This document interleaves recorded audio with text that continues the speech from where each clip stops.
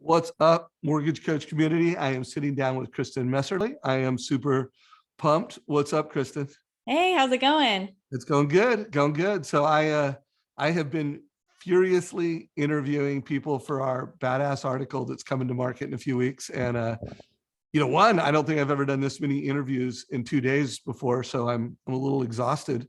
But two, it's been super cool because people are answering the question differently. I'm getting some clear trends and commonalities that's going to make our article awesome, but like everybody has some different nuances, and it's been great. You're going to love it when you get to hear them all. Yeah, I'm really excited to hear what everyone has been saying and would love for you to chime in with some of those insights as we talk through this as well. Yeah, no, I will. I'll chime in as they go. So if you are watching this for the first time, you haven't watched one of these other halftime shows, this is a 2-week project that Kristin and I came up with together. I come with a little different view, is that I've been in this business for over 30 years and I've never seen a market like this. And I think there's more opportunity in this market than a lot of people realize. So I wanted to do a pretty comprehensive and thorough interview of top leaders in the industry and then transcribe those. And then Kristin and myself are gonna create this article that is gonna create massive value. And we're trying to do something that's gonna be valuable to the CEOs, heads of production, the C-suite, and equally as valuable to loan officers and leaders of loan officers. So Kristin, anything you want to say in terms of framing the article that we're doing before we get into the conversation and the interview? No, just that we are trying to gather people from various backgrounds and expertise areas, to be able to bring in those insights. So I'm really excited to aggregate those and bring together what, just like you said, what's going to be valuable to both lenders and loan officers. Cool. And guys, one of the reasons I'm so excited to co-author this with Kristin is, first of all, I feel like a lot of the LinkedIn articles and the blog posts that I've done that I think are just the best work I've ever done, it's been with Kristin. So I think we really create content well together. But also I think what distinguishes Kristin from a lot of thought leaders in the mortgage industry is that she always is super well researched. I mean, she's put together research on the best mobile apps. She's put together research on what millennials want. And there's a lot of people that will put content and research around what's the next gen want, but they don't interview people the way Kristin does. So pay attention. The content she creates, in my opinion, is the best in the industry. So Kristin, just in case there's a new loan officer watching it and they're like, who is this Kristin Messerli? Give us a minute on your backstory and what you're doing today. Yeah. So I originally was a social worker and worked primarily in immigrant communities and with the homeless, and started doing a lot of financial literacy education there, and started from that a company called Cultural Outreach, which I sold to NAMBA last year. We did a lot of financial literacy education and marketing and training on reaching the next generation, as well as young and diverse audiences. And then now I'm the VP of strategy for experience.com, where we help lenders build their online reputation and stay engaged with their consumer throughout the life cycle of their customer experience. I love that. And that, guys, that's another thing. I mean, how many people in leadership in the mortgage industry started as a social worker? Like that, there's not a big list there. So I think that brings a unique perspective. And interesting enough, when I interviewed Bruce Dickerson earlier, who was the former head of mortgage for one of the top 10 credit unions in America, and I asked him about, what are some of the top trends impacting opportunities for mortgage? He said affordability. And that's something I know we're both very passionate about. We're going to write another article together called The Millennial Housing Gap. So who knows? Maybe that will come out in today's conversation. It absolutely will. And another thing I did, which you know about and others, but I surveyed over 3,000 next-gen homebuyers, and affordability was the number one fear that they had about buying a home. And these were people that are already in the market. There's a ton of people that would like to enter the market, but of course, affordability is a huge factor. But I think, as we'll talk about later, financial literacy comes into that, and I think could play a big role in helping people enter the market. Sweet. Well, let's get after it. So the same questions I've asked everyone I've done it in 3 chapters. Data points. What are some realities in the market? What is some data? What are some trends? So chapter 1, data, trends, And then we want to land on opportunities so that we are bringing leadership to you to help you crush this market. If you follow myself or Kristin, if you follow Mortgage Coach or experience.com, we want you to win. We want you to be the market share leaders. We want you to kill it in today's market. And so we're putting a lot of work into this. So Kristin, if you had 3 data points that you think create opportunities for lenders and loan officers today, what are they? Okay, so I thought whenever you sent these questions ahead of time, I thought we were talking about what realities were impacting the realities. Okay, realities. But see, I think of realities. I think of realities as data. Okay, so okay. like it's a reality that rates have gone up 2%. That's a data point. It's a reality that there's an inventory crisis. That's a data point. Yeah. So however you want to answer it. We'll see. These kind of might overlap in ways, because I put low inventory more on the trend side of things, but that is obviously reality. Hey, we're collaborating, Kristin. You get to do it however you want to do it. Okay. And I have a lot of data points. I'll try not to like bore anyone or overwhelm anyone, but the 3 realities that I was thinking about were, one, the generational wealth gap, which is something that we said we were going to talk about tomorrow, but definitely plays in here. 43% of home buyers are millennials today, which is awesome, but they hold only, hold a lot smaller percentage of the overall real estate value in the market.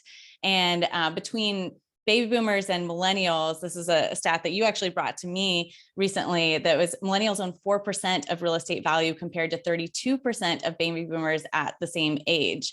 So that's been a big shift due to a lot of the other factors that we'll talk about. But if you compare some of those differences between millennials and baby boomers in terms of median home price, median family income, student loan debt, all of those are just drastically different in terms of affordability and all of that, even accounting for inflation. And so that's the first big reality that I would say. I think that data is super important. I did reread that the other day, and in column A, where it said 34%, it was age 35. And when they did millennials, it was age 31. So I do think it was one of those things where it's a truth and there is a housing gap issue, but there was a bit of an exaggeration to make a point. Yeah, I actually dug into, and this is why I don't want to include that stat in an article that we do, because I dug into the data from the Federal Reserve, and there is a huge gap, but it's hard to, you can't compare. Like I liked using 1980 as a benchmark, and they only started gathering that after 1990, I think it was. And so you can't, anyway, some of it is a little bit off, but it's still showing a massive disparity there. And if you look at things like median home price accounting for inflation, the difference would be 165,000 versus 428,000 today. These types of, those things really show how big of a difference where we are compared to baby boomers at the same time. Well, and here's the deal, guys. Like this interview we're doing right now, this is part of how we create content together. Like we'll talk this out, we'll transcribe it, and then the report that, maybe it will come out before June 15th, but June 15th, we'll have fact checked, we'll have sourced everything. We'll try to create this in a way that you can use this as social media content. Like this is our gift to the industry. So stay tuned for that. We're talking it out right now, so it's easier to create content. All right, what's next? Okay, second one was the racial wealth gap. So while we have 43% of millennials in the market, awesome, but 84% of them are white. And nearly half of millennials and Gen Z are non-white. So it's a significant disparity there. And then the median income of millennial homebuyers is 100,000, which is 54% higher than the median income of Black millennials. So just recognizing again that kind of disparity and reality in the market. Cool. And then the third one, which I think relates to all of this, is the financial literacy is just at historically low rates. So in the most basic financial literacy quiz, only a quarter of millennials could answer 4 out of 5 questions correctly. And there's a lot of other, data points to support how we know that financial literacy is at really low rates and continues to it seems to worsen with the millennial and next gen population. So I just want to, plug in something there right now, guys. This is real problem. Like some of these things are real problems, and it's not sustainable. It's not how we make America great.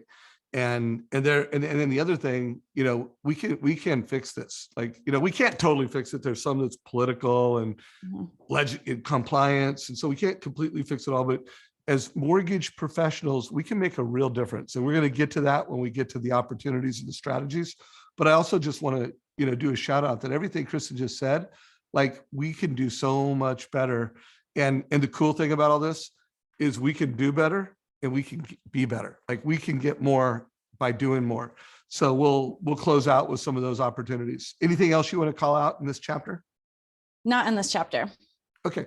I do want to call out, Kristin, in some of the interviews that I've done, how it's becoming very apparent, because I have also been interviewing top producers in the market today, and literally the market is shifting as we speak. And Jeremy Forcier made a comment that literally the inventory crisis was at 1 month and it's at 2 months. And this has happened over 2 weeks in his market.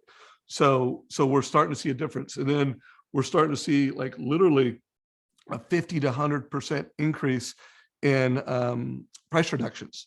So, if we would have done this a month ago, we still had, we have an inventory crisis. It's just getting better quicker.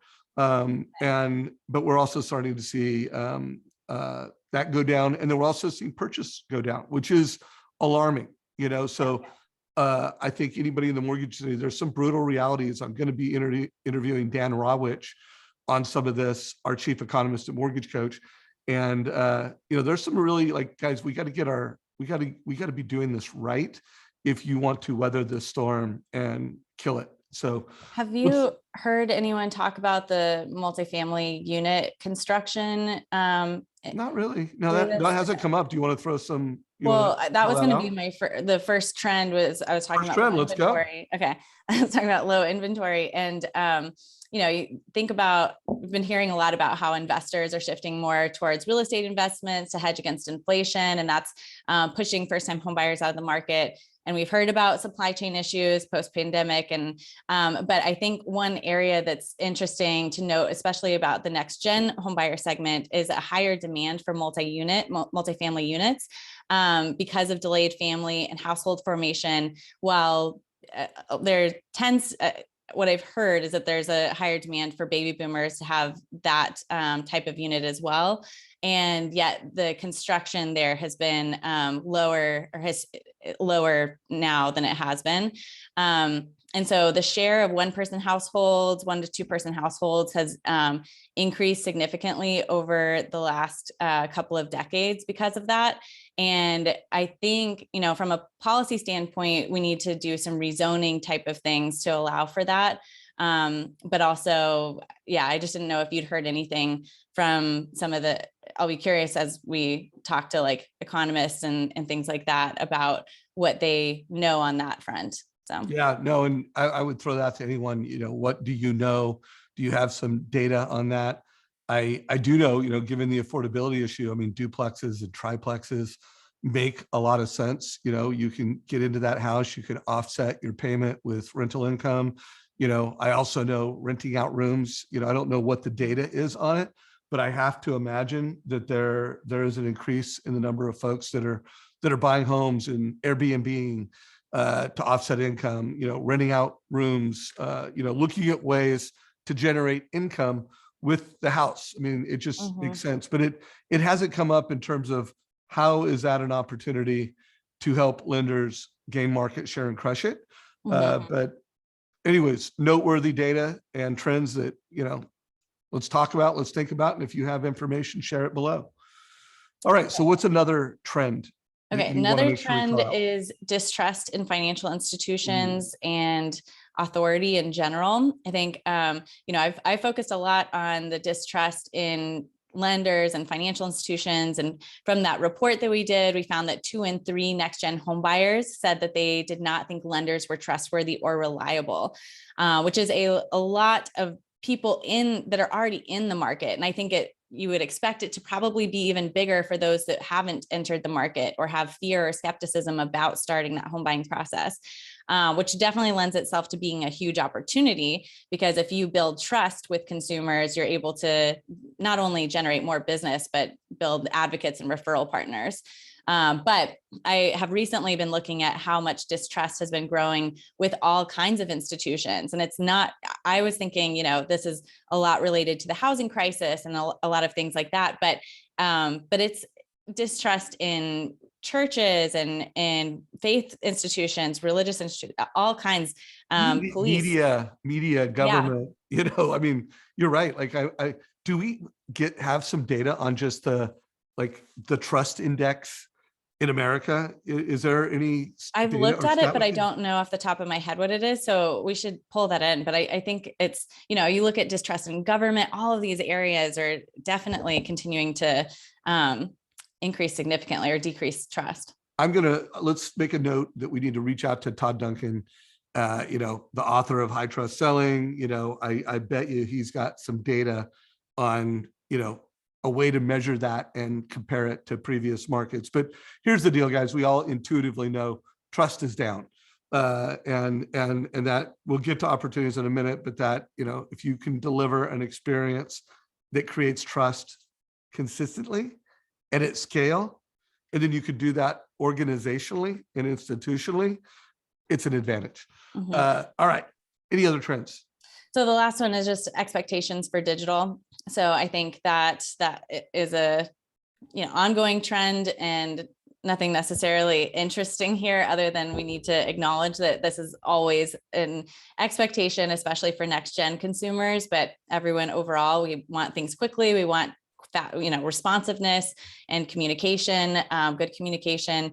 We want to be able to access information very quickly at our fingertips.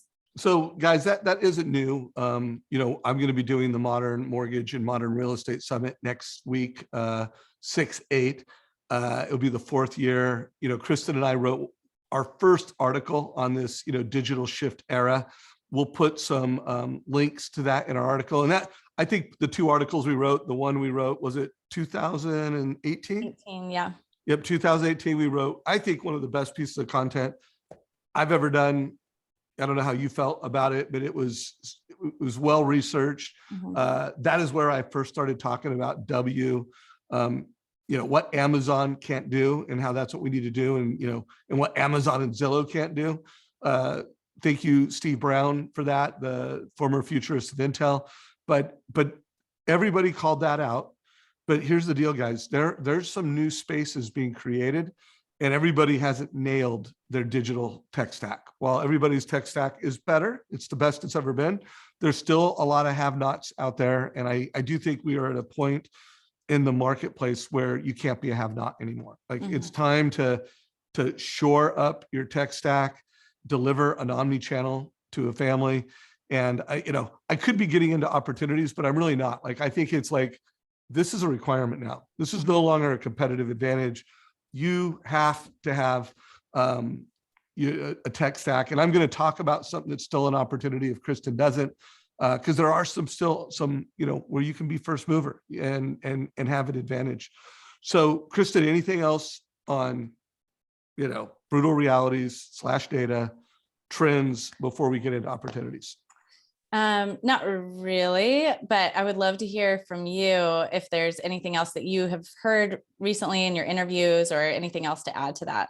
I mean, there are, but they're going to be in our in our book. And I want people to, there's a whole playlist now. I'm calling it the 2022 halftime show in the Mortgage Coach YouTube channel. So all of the interviews that I'm doing over this 2-week research period, I have it a playlist in our YouTube channel. So check them out.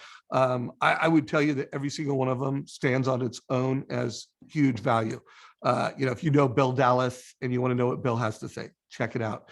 You want to know what Clayton Collins has to say, check it out. And I'm not going to list the names of people who I have yet to interview, but I'm hoping to get to about a dozen interviews between what I've done and what Kristin's done. And I would just tell you, at least the ones I've done so far, every one of them has delivered unique value. It's not like it's, you heard one, you've heard them all. It's every one of them stands alone. Now, again, I'm a nerd. I love to learn. I'm curious, but I have pulled out something different and actionable from every single interview. So Kristin, opportunities. What are the top 3 opportunities from Kristin Messerli, halftime 2022? So I was thinking about opportunities as strategies. And, when you think about the trends and challenges that next gen consumers have around building trust, having access to understanding, the gap in financial literacy and expectation for digital, the top 3 strategies or opportunities I look at are education, empathy, and empowerment. And so education being the financial literacy content, leveraging that as a competitive advantage. There's a huge myth that you need to put more than 20% down to buy a home, especially with the next gen consumer segment. Over 50% of our next gen home buyers actually said that you had to put more than 20% down. So just some basic financial literacy content can be used in marketing and education to build that trust and generate more business. And the second being empathy, and that meaning kind of connecting with your consumer, understanding them.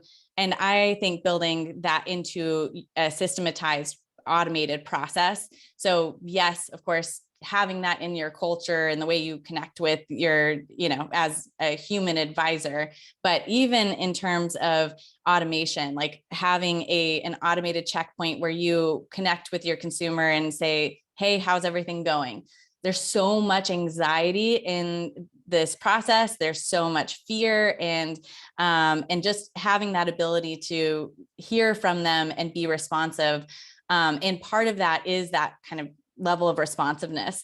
When I interviewed our top 10 performers at experience.com, and these are of 40,000 loan officers, the top 10 people that were the highest rated, all of them said responsiveness was a key part of their customer experience. And so I think that kind of builds into that aspect of empathy, being able to connect with your consumer. So and the time out. Yeah. I want everybody to sink in what Kristin just said. So experience.com has over 40,000 loan officers that use their reputation management platform. And she interviewed the top 10. So 10 mortgage professionals out of 40,000 that had the highest customer satisfaction ratios. That's a pretty, it's different. It's pretty unique. And she's sharing like empathy. And I like the way, like when you first said it, I felt like, oh, it's missing something, but it's interesting how you can fit everything under these buckets. Well, not everything, but everything that loan officers should be doing can fit under education and empathy. And what's number 3? Number 3 is empowerment, which you are going to love because it is all about giving the consumer. I think consumer empowerment is really key to building trust. And, you think about TCA or rent versus own, all of those types of things are ways that you empower the consumer to help them make smart decisions for themselves. In an era of distrust and where we feel very disconnected, empowerment in your technology and in your processes and customer experience is very key to making the consumer feel safe and like they're able to make a smart decision in a very uncertain environment. So I'm curious because you speak on a lot of stages. I mean, you're probably one of the most, you're on the most. I don't know anybody who's on more stages. Maybe you and Rob Chrisman. I don't know who wins on being on stages in the mortgage business. Have you been talking about that the way you just did, where these are the 3 biggest opportunities in the market? Is that part of your presentation today, or did you come up with that through this research project? I've been thinking about it a lot recently. I just did a series of 6 sessions with American Pacific Mortgage. And as I was thinking about like, what is the core of the answer to building a customer experience that is going to reach a purchase market that is very distrusting, that's in this affordability crisis. And those were the 3 buckets that I felt everything could fall underneath in terms of, building a customer experience that really connects. So empowerment, though, I've been speaking about for quite a while, and that's the one where I use that social work framework of safety, transparency, choice, collaboration, all leading to a consumer feeling empowered, and using that as kind of like a lens through which you make sure your technology, your customer experience, your marketing is all working through. That I think really sets you up for success with this market. Yeah, and we did. You were on our Friday Mastermind a couple weeks ago. I think you were rolling out the, one, you had just announced who the top 100 experience.com customer rating, and you were sharing, the tactics and strategies that they had implemented. So guys, go back. Let's make sure in the article we put a link to that somewhere, Kristin, because I thought that was an incredible conversation.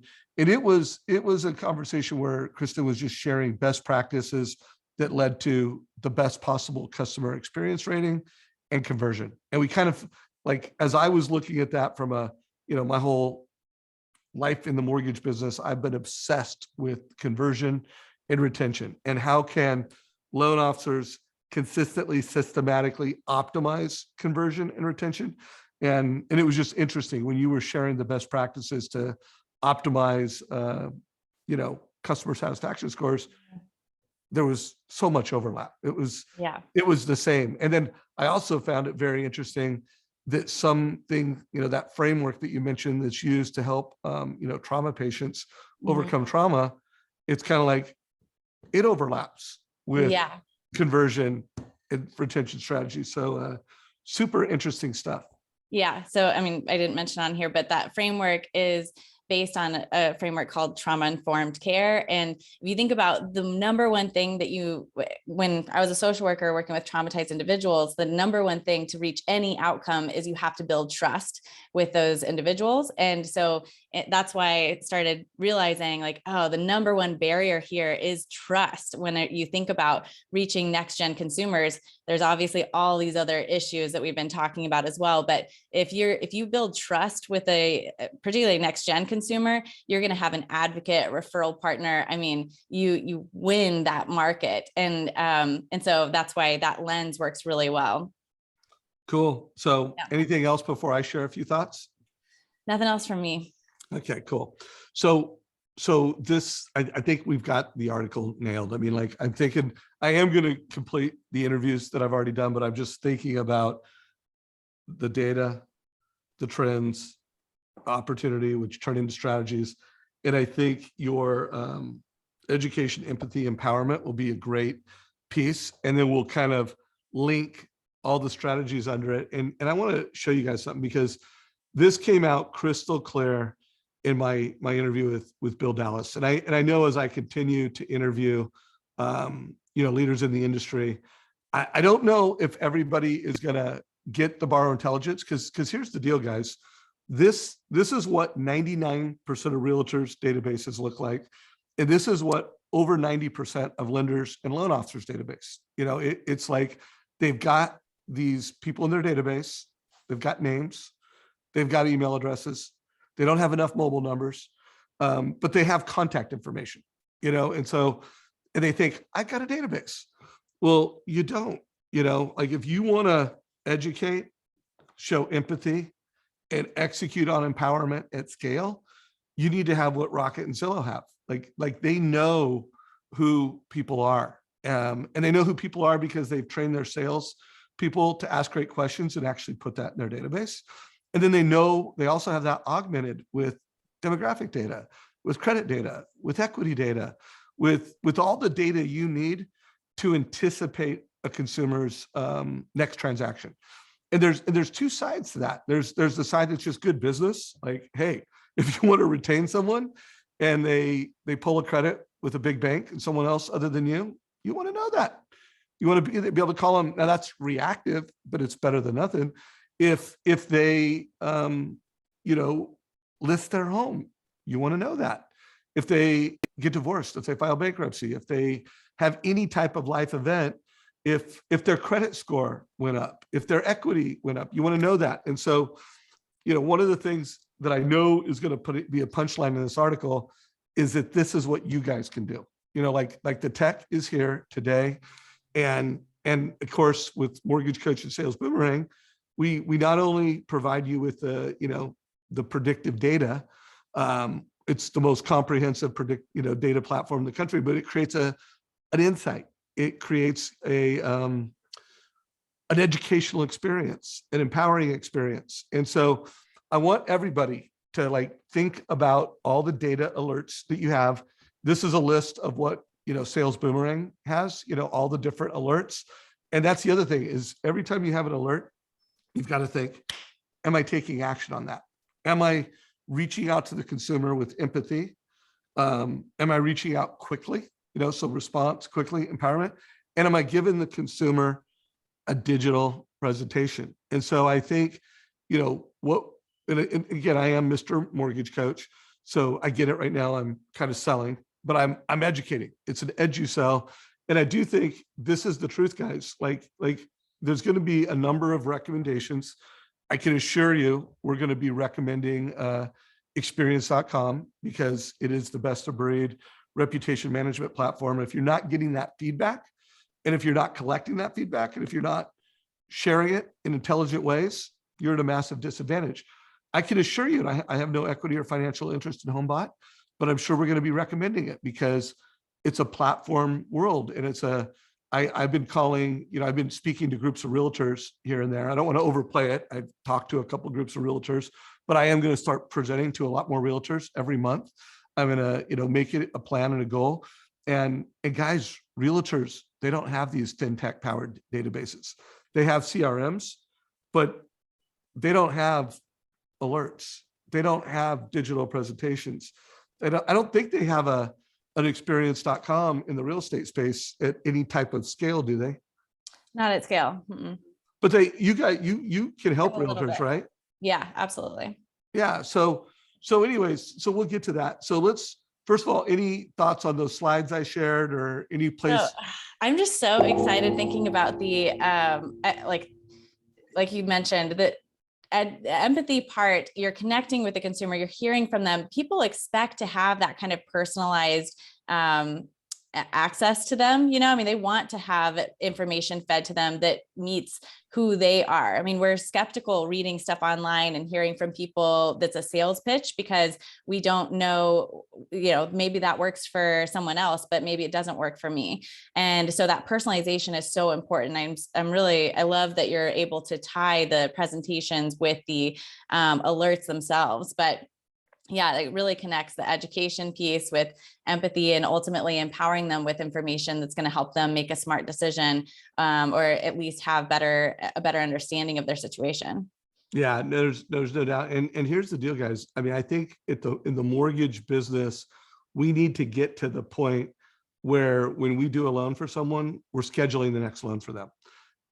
And then we're anticipating the next loan. So we know when they qualify for another loan. And how cool would it be? And would this be empathy?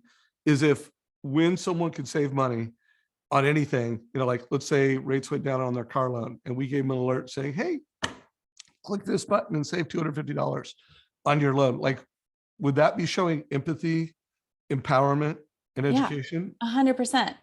And it's interesting. This is something that really can make a difference, especially in demographics where there's a big gender wealth gap as well. And we see that women do not refi as often as men, even when they could. And a lot of it is just a lack of awareness about that opportunity. So if they got that refi alert, or any kind of alert about something that would make a difference for their wealth management, or even debt management, that makes a big difference.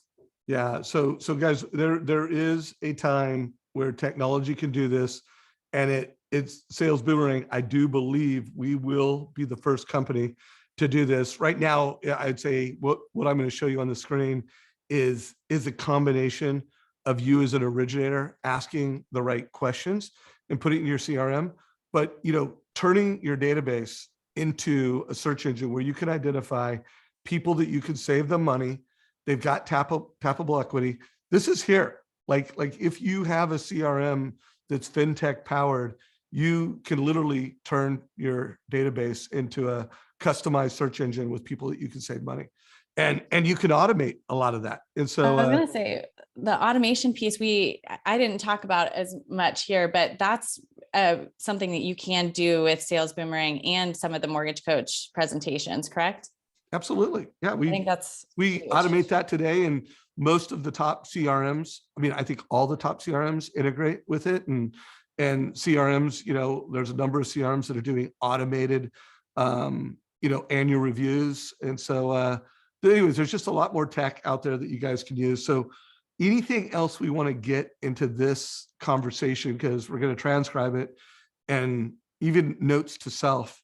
And anyone listening to this, if there's a question you have, or, you know, there's something you want to make sure we answer when we do this final report, put it in comments. Like, you know, if you listen to the recording, whether it's in YouTube, we'll go through and we'll, you know, read the transcripts. We'll look for comments, and any questions you have, any insights, like, hey, if there's a data point or there's a strategy or opportunity that we haven't covered, you know, I'd say especially this particular conversation, put it in comments, and Kristin and I will make sure we speak to it. Yeah. But anything else on your side? I don't think so. I do think we should expand a little bit about how to leverage technology to automate a lot of the things that we were talking about. So I think that would be important as well.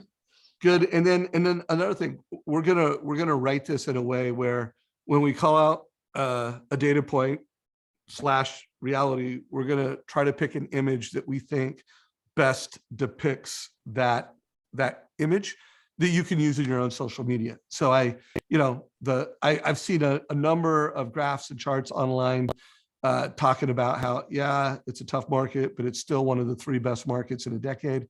We're going to try to find the best image that shows that. You know, interest rates have gone up 2% in 2 months. We're going to try to show a great slide that shows that. So stay tuned. By June 15th, we will drop this on social media. This will be on the Mortgage Coach blog. You know, maybe Kristin and the experience team will put it there. When I interviewed Clayton Collins, he loved what we're doing. He wants to figure out a way to promote it in Housing Wire and their different publications.